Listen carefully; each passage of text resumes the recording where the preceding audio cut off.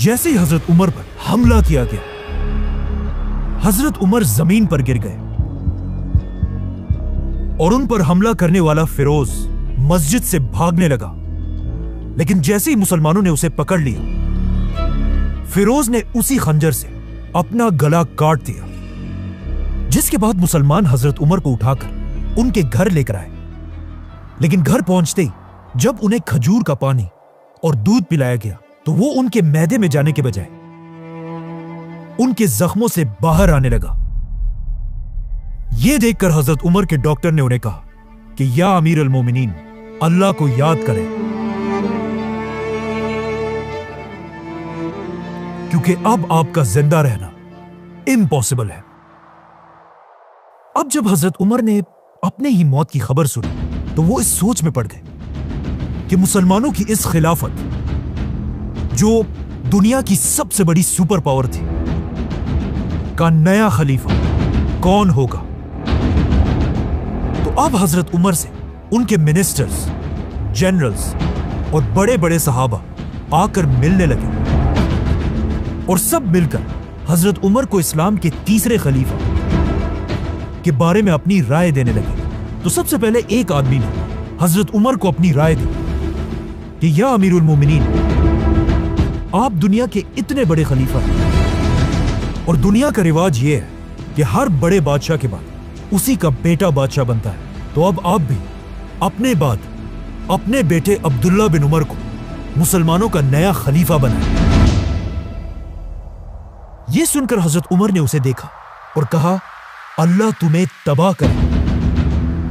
افسوس ہے تمہاری اس سوچ پر۔ میں نے اپنی پوری زندگی میں کبھی بھی یہ نہیں چاہا کہ مسلمانوں کی خلافت میرے خاندان کو ملے، کیونکہ حضرت عمر یہ نہیں چاہتے تھے کہ مسلمانوں کی خلافت بھی رومن اور پرشین امپائر کے بادشاہوں کی طرح صرف ایک خاندان کے کنٹرول میں رہے۔ اب جب حضرت عمر نے سب کے سامنے اپنے بیٹے کو خلافت سے دور کر دیا تھا تو مدینہ کے سارے لوگ حیران تھے کہ آخر حضرت عمر کس کو خلیفہ نومینیٹ کریں گے۔ فائنلی حضرت عمر نے اپنے بیٹے کو پاس بلایا اور اسے کہا، لکھو، میں اپنے بعد صرف 6 لوگوں کو مسلمانوں کا خلیفہ بننے کے قابل سمجھتا ہوں۔ یہ 6 صحابہ کوئی عام لوگ نہیں تھے، بلکہ ان سب کا تعلق ان 10 لوگوں سے تھا جنہیں رسول اللہ صلی اللہ علیہ وسلم نے اپنی زندگی میں جنت کی خوشخبری سنائی تھی، جنہیں 10 مبشرہ 10 بلیس صحابہ کہا جاتا ہے۔ لیکن اب مسئلہ یہ تھا کہ ان 10 صحابہ میں ایک تو حضرت عمر خود تھے اور 2 صحابہ ان سے پہلے ہی فوت ہو چکے تھے، اور 7 صحابہ ایسے تھے جو اب بھی زندہ تھے۔ تو حضرت عمر نے ان 7 صحابہ میں سے 6 کو خلافت کے لیے نومینیٹ کیا اور صرف ایک کو باہر رکھا، کیونکہ اس صحابی کا نام سعید بن زید تھا اور یہ حضرت عمر کے کزن اور انہی کے قبیلے سے تھا۔ مطلب حضرت عمر اگین یہ نہیں چاہتے تھے کہ خلافت کسی ایک خاندان کے کنٹرول میں آئے، چاہے وہ خاندان ان کا اپنا ہی کیوں نہ ہو۔ ساتھ ہی حضرت عمر نے یہ آرڈر بھی دیا کہ میرے بیٹے عبداللہ بن عمر کو بھی خلافت کے اس فیصلے میں شامل کیا جائے، لیکن اسے مسلمانوں کا خلیفہ بننے کی اجازت نہیں۔ حضرت عمر نے وفات سے پہلے مسلمانوں کو کلیئر آرڈرز دیے تھے کہ مجھے دفنانے کے فوراً بعد ان 6 صحابہ کو مدینہ کے ایک گھر میں بند کر دیا جائے تاکہ یہ خلیفہ کا فیصلہ کر سکے، جس کے بعد ان کے پاس صرف 3 دن کا ٹائم ہوگا کہ یہ لوگ آپس میں ڈیسائیڈ کر کے کسی ایک کو مسلمانوں کا تیسرا خلیفہ بنائے، اور ساتھ ہی 50 لوگوں کو تلواروں کے ساتھ اس گھر کے باہر ان کی حفاظت کے لیے کھڑا کیا جائے۔ ایسا حضرت عمر نے اس لیے بھی کیا کہ ان 6 لوگوں میں سے کوئی بھی خلیفہ کے اس الیکشن کے دوران اپنے قبیلے کے لوگوں سے نہ مل سکے، تاکہ وہ ان کے ذہنوں میں ادھر ادھر کی باتیں نہ ڈالیں اور یہ خود اپنی مرضی سے فیصلہ کریں۔ اور پھر حضرت عمر نے اپنا آخری حکم دیا کہ جب یہ 6 صحابہ کسی ایک کو خلیفہ بنا دیں، اس کے بعد ہر آدمی کو یہ فیصلہ ماننا ہوگا، اور جو نہ مانے اس کا سر کاٹ دیا جائے۔ اس طرح حضرت عمر نے مسلمانوں کی تاریخ کے پہلے الیکشنز کا سسٹم بنایا، اور صرف مسلمانوں کے نہیں بلکہ یہ دنیا کے سب سے پہلے الیکشنز میں سے ایک تھا۔ تو اب یہ سب کرنے کے بعد حضرت عمر نے آنے والے نئے خلیفہ کو اپنی آخری ایڈوائس دی۔ اے مسلمانوں کے نئے خلیفہ، ہمیشہ اللہ سے ڈرتے رہنا، مہاجرین اور انصار کا خاص خیال رکھنا، تمہاری خلافت میں رہنے والے نان مسلمز کی ایسی حفاظت کرنا جیسے تم اپنے مسلمان بھائیوں کی کرتے ہو، اور یاد رکھنا کبھی بھی اپنے خاندان کے لوگوں کو مسلمانوں کی گردنوں پر سوار مت کرنا۔ ناؤ جیسے ہی حضرت عمر کو دفنایا گیا، یہ 6 صحابہ مدینہ کے ایک گھر میں جمع ہوئے اور حضرت عمر کے آرڈرز کے مطابق اسلام کے تیسرے خلیفہ کا فیصلہ کرنے لگے۔ اب اگر ان 6 صحابہ کی لائفز کو غور سے دیکھا جائے تو ان میں سے 3 صحابہ ایسے تھے جو حضرت عمر کے دور میں فوجی جنرلز تھے، اور باقی 3 ایسے تھے جو سیویلینز تھے۔ تو جیسے ہی ووٹنگ شروع ہوئی، ان 3 فوجی صحابہ نے اپنے آپ کو خلافت کی ریس سے باہر کر دیا اور اپنا ووٹ باقی 3 سیویلین صحابہ کو دیا، جس میں سب سے پہلے زبیر رضی اللہ تعالیٰ عنہ نے اپنا ووٹ حضرت علی رضی اللہ تعالیٰ عنہ کو دیا، حضرت طلحہ نے اپنا ووٹ عثمان رضی اللہ تعالیٰ عنہ کو دیا، اور سعد بن ابی وقاص رضی اللہ تعالیٰ عنہ نے اپنا ووٹ عبد الرحمن بن عوف کو دیا۔ تو اب خلافت کے لیے صرف 3 نام باقی رہے، عبد الرحمن، عثمان اور علی رضی اللہ تعالیٰ عنہ۔ یہ دیکھ کر عبد الرحمن بن عوف نے کہا کہ دیکھو، میں بھی مسلمانوں کی اس ایمپائر کا خلیفہ نہیں بننا چاہتا، جس کے بعد آف کورس خلافت کے لیے صرف 2 نام باقی رہے، عثمان اور علی۔ اس وقت عثمان رضی اللہ تعالیٰ عنہ کی ایج آلموسٹ 70 سال تھی، جس کے مقابلے میں حضرت علی کی ایج صرف اور صرف 45 ایئرز تھی۔ مطلب حضرت عثمان حضرت علی سے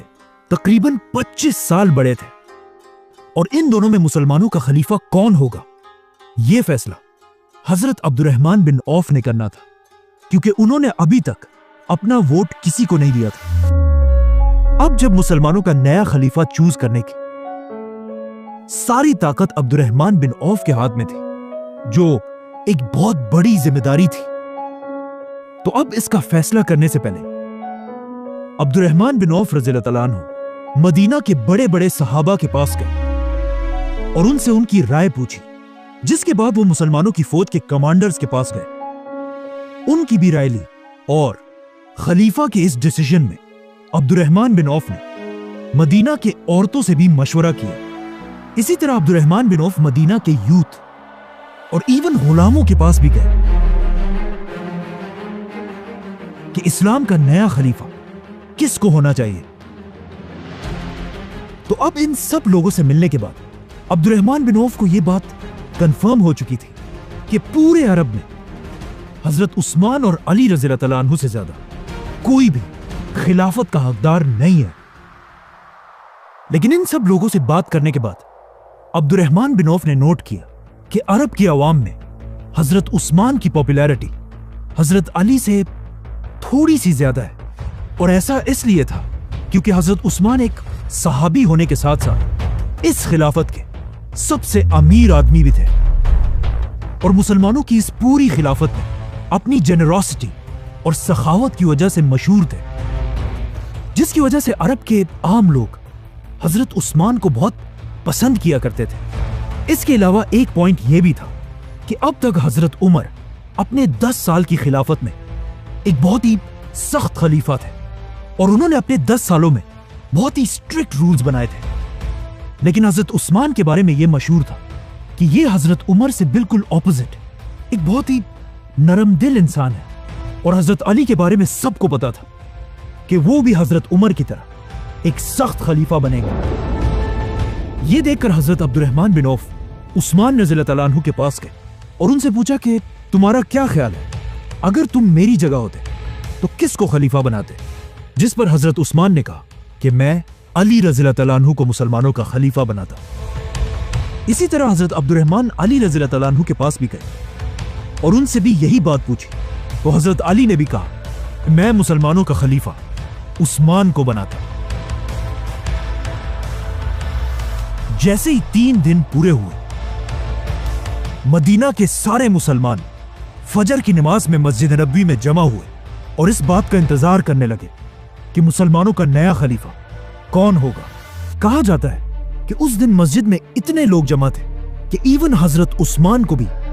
बैठने की जगह नहीं मिली और वो मस्जिद के सबसे आखिर में जाकर बैठे। नाउ पूरी मस्जिद खामोशी से तीसरे खलीफा के नाम का इंतजार करने लगे। तो अब्दुर्रहमान बिन औफ इन सब के सामने खड़े हुए और एक लंबी दुआ करने के बाद सबसे पहले हजरत अली को अपने पास बुलाया और उनका हाथ पकड़कर पूछा, अली, क्या तुम अल्लाह, उसके रसूल और अबू बकर और उमर के तरीके पर चलोगे? तो हजरत अली ने कहा कि मैं उतना ही कर सकता हूं जितना मुझ में ताकत हो, मतलब I will do my best. जिसके बाद अब्दुर्रहमान बिन औफ ने हजरत उस्मान को अपने पास बुलाया, उनका हाथ पकड़ा और उनसे भी यही सेम बात पूछी, जिस पर हजरत उस्मान ने कहा कि अल्लाह की कसम मैं ऐसा ही करूंगा। आखिर अब्दुर्रहमान बिन औफ ने अपने हाथ उठाए, आसमान की तरफ देखा और कहा, या अल्लाह, खिलाफत की जो जिम्मेदारी आपने मेरे ऊपर डाली थी उसे मैं आज उस्मान के हवाले करता हूं और यही मुसलमानों का नया खलीफा होगा। यह सुनकर सबसे पहले हजरत अली ने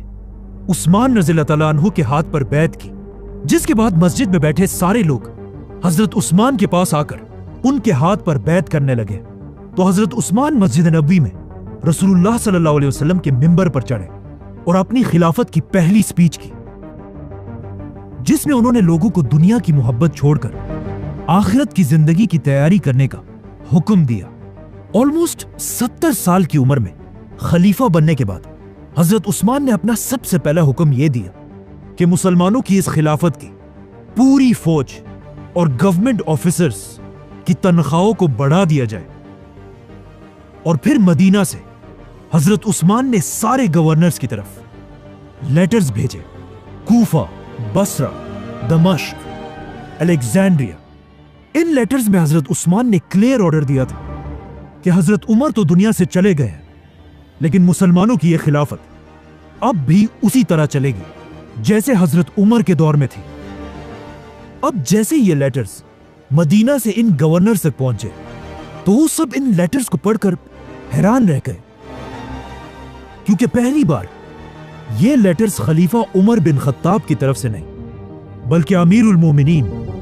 उस्मान बिन अफ़ान की तरफ से थे। और इस तरह इस्लाम का एक नया दौर शुरू हुआ, खिलाफत ऑफ उस्मान रज़ियल्लाहु अन्हु। सब्सक्राइब।